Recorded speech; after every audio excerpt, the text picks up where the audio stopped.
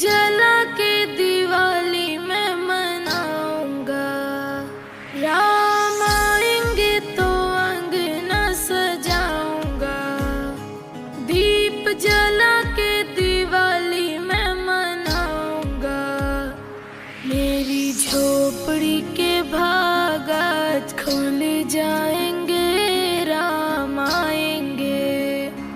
मेरे जन्म के पाप आज धुल